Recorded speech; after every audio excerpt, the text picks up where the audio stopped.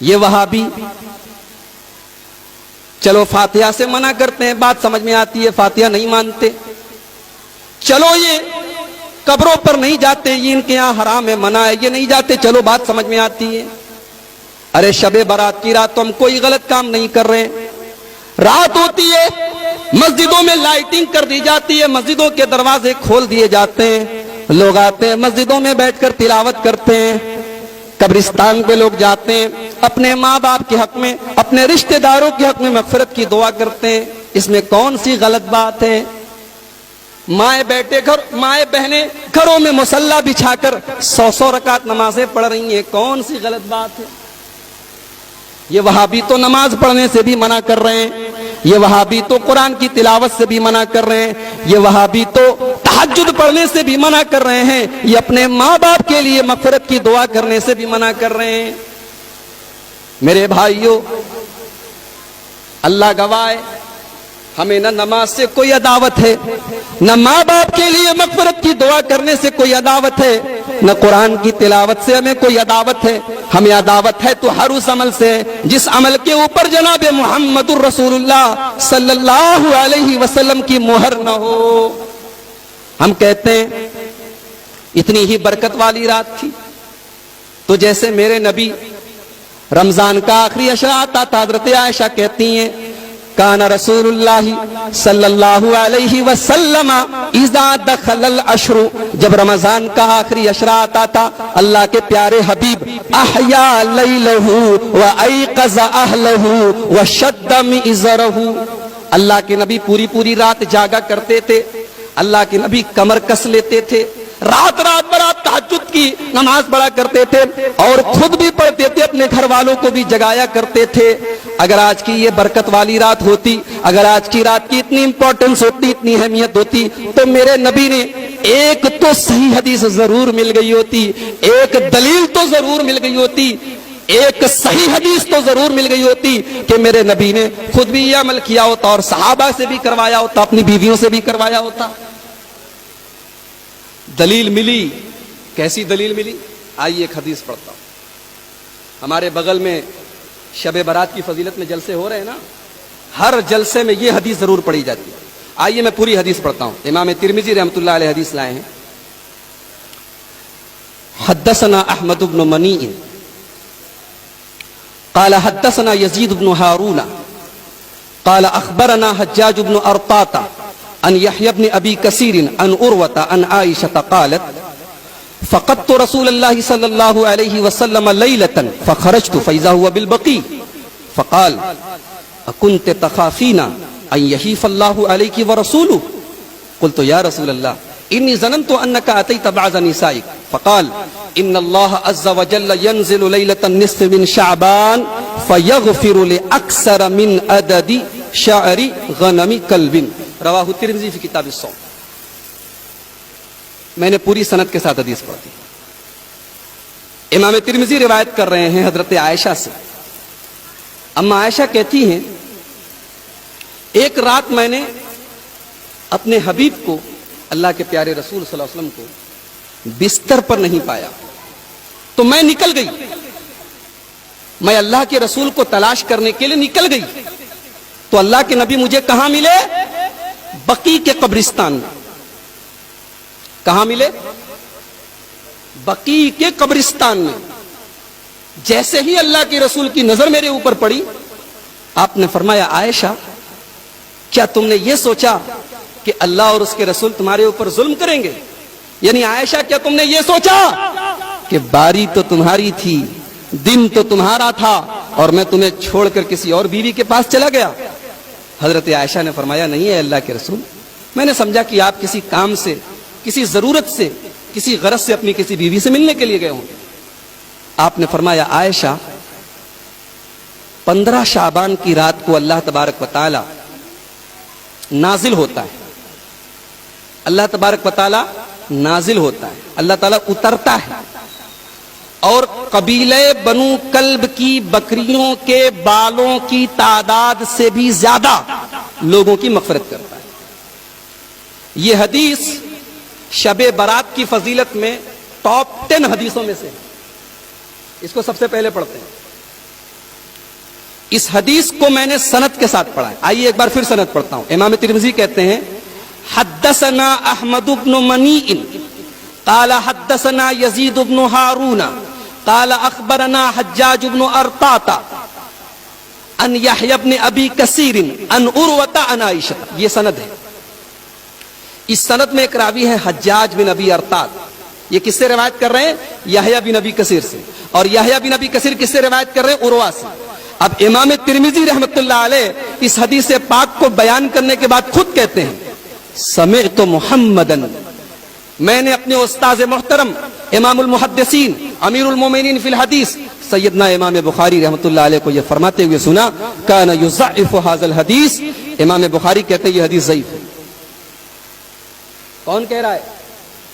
کون کہہ رہا ہے حدیث ضعیف ہے؟ کوئی یہ نہ کہے کہ وہابی کہہ رہا ہے. کون کہہ رہا ہے؟ بخاری کہہ رہا ہے. امام بخاری کہہ رہے ہیں. اور کعبے کے رب کی قسم، علم حدیث میں جو مقام امام بخاری کو حاصل ہے وہ کسی اور کو حاصل ہے. امام بخاری کسی راوی کے بارے میں کمنٹ کر دیتے ہیں فیہ نظر، اس راوی کی حدیث کو تھوڑا سوچ وچار کر لیا کرو. یہ نہیں کہتے کہ ریجیکٹ کر دو. امام بخاری اگر کسی راوی کے بارے میں صرف اتنا بول دیں فیہ نظر، اس راوی کی حدیث کو سوچ سمجھ کر لیا کرو، تو علماء کا اتفاق ہے، محدثین کا اتفاق ہے، فقہاء کا اتفاق ہے کہ وہ حدیث ریجیکٹیبل ہے، وہ حدیث مردود ہے، وہ حدیث قبول نہیں کی جائے گی، کیونکہ اس کے راوی کے بارے میں امام بخاری کا اتنا زبردست کمنٹ ہے. امام بخاری بول رہے ہیں یہ حدیث ضعیف ہے. اچھا یہ تو سند ہے. اچھا امام بخاری حدیث کو ضعیف بتاتے ہیں، وجہ کیا بتاتے ہیں؟ امام بخاری کہتے ہیں، اور یہ جملہ بھی ترمذی کے اندر موجود ہے، امام بخاری کہتے ہیں اس حدیث میں ایک راوی ہے حجاج بن ابی ارطاط، اس نے یہ حدیث روایت کی ہے یحییٰ بن ابی کثیر سے، جبکہ دونوں کے بیچ میں سما ثابت ہے. اب میں یعنی کہ عبد الغفار سلفی اگر میں کوئی حدیث بیان کروں اور میں کہوں کہ میں نے یہ حدیث مولانا حیات اللہ بنارسی سے سنی ہے یا مولانا ابو القاسم صاحب بنارسی سے سنی ہے، تو لوگ ہنسیں گے، بولیں گے ارے دیکھو یہ جھوٹ بول رہا ہے، یہ جھوٹ بول رہا ہے. مولانا ابو القاسم صاحب بنارسی کب پیدا ہوئی؟ کب انتقال ہوا؟ 1949 میں. یہ 1986 میں پیدا ہوا. یہ بول رہا ہے میں نے حدیث سنا ہے. تو ایسی حدیث کو ریجیکٹ کر دیا جاتا ہے. ایسی حدیث منقطع مانی جاتی ہے جس میں دو راویوں کے بیچ میں ڈس کنیکشن ہو، ایک راوی دوسرے راوی سے روایت کر رہا ہے لیکن دونوں کے بیچ میں سما ثابت نہیں. تو امام بخاری بول رہے ہیں کہ اس حدیث کا راوی حجاج بن ابی ارطاط، یہ حدیث جس سے روایت کر رہا ہے یحییٰ ابن ابی کثیر، دونوں کا سما ثابت نہیں ہے. اور یحییٰ ابن ابی کثیر اس حدیث کو روایت کر رہے ہیں عروہ سے، اور ان کا بھی سما ثابت نہیں. یعنی حدیث میں دو جگہ ڈس کنیکشن ہے، حدیث میں دو جگہ انقطاع ہے، حدیث منقطع ہے. ایک بے بنیاد حدیث کی بنیاد پر ہم شب برات منائیں؟ اہل حدیث کا مسلک اتنا کمزور نہیں ہے، دین کو ہم اتنا کمزور نہیں سمجھتے کہ ضعیف اور موضوع اور من گھڑت روایات کی بنیاد پر ہم کوئی عمل شروع کریں. صحیح حدیث لے آؤ، انشاءاللہ سب سے پہلے اہل حدیث کی مسجدیں کھولیں گی، سب سے پہلے تلاوت اہل حدیث کرے گا، سب سے پہلے اپنے مردوں کے لیے دعائے مغفرت اہل حدیث کرے. اچھا ایک بڑی عجیب بات حدیث میں دیکھیے، حضرت عائشہ کہتی ہیں کہ میں نے اللہ کے نبی کو بستر پہ نہیں پایا تو میں گئی. کہاں گئی؟ بقیع کے قبرستان میں. قبرستان میں جانے کی کیا ضرورت تھی؟ اگر واقعی میں یہ مغفرت کی رات ہے تو مجھے بتاؤ، شب قدر کیا مغفرت کی رات نہیں ہے؟ شب قدر کے بارے میں تو میرا رب قرآن میں کہتا ہے انا انزلناہ فی لیلۃ القدر وما ادراک ما لیلۃ القدر لیلۃ القدر خیر من الف شہر تنزل الملائکۃ والروح فیہا باذن ربہم من کل امر سلام ہی حتی مطلع الفجر.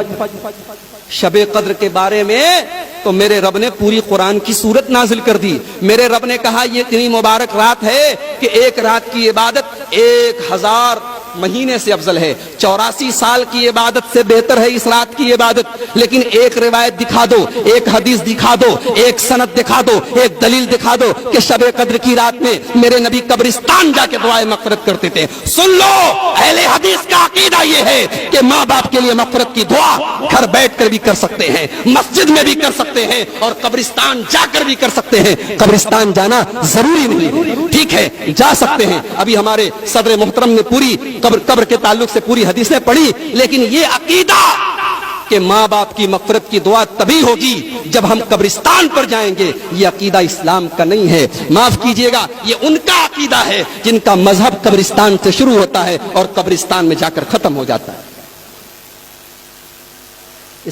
اس رات کا نام شب برات کیوں پڑا جانتے ہیں؟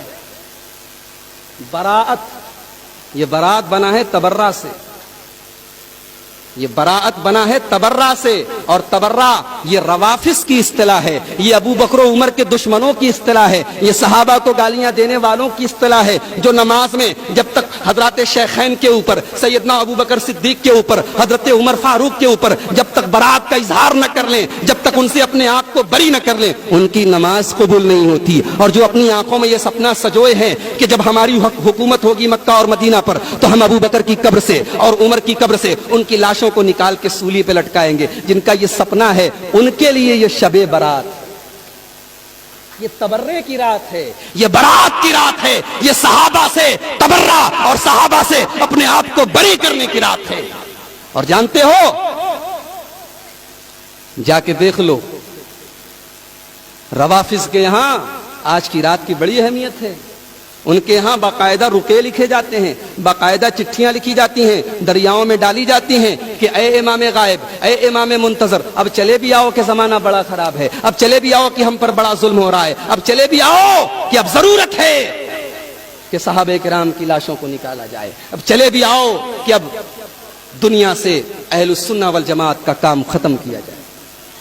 یہ ان کا عقیدہ ہے، یہ ان کا مسلک ہے۔ اور ہندوستان میں چونکہ ہمارا رہن سہن ہمارے غیر مسلم بھائیوں کے ساتھ تھا، اب ہمارے غیر مسلم بھائیوں کے یہاں ایسی ایسی چیزیں ہیں کہ صاحب جو لوگ مر گئے ہیں ان کی آتما کی شانتی کے لیے ان کو کچھ کھلانا پلانا پڑے گا، اور جو بھی کھلایا پلایا جائے گا وہ آتماؤں کو تو ملنے سے رہا، وہ ملے گا پنڈتوں کو، وہ ملے گا مجاوروں کو، وہ ملے گا ان کے پروہتوں کو۔ تو وہ سسٹم ہمارے یہاں لایا گیا کہ صاحب چلو ایک رات تیار کی جائے اور اس رات کی فضیلتیں گڑھی جائیں تاکہ کچھ حلوے ماڈے کا انتظام ہو جائے، تاکہ کچھ پیٹ پوجا بھی ہو جائے، تاکہ کچھ حلوے ہمیں بھی نصیب ہو جائیں۔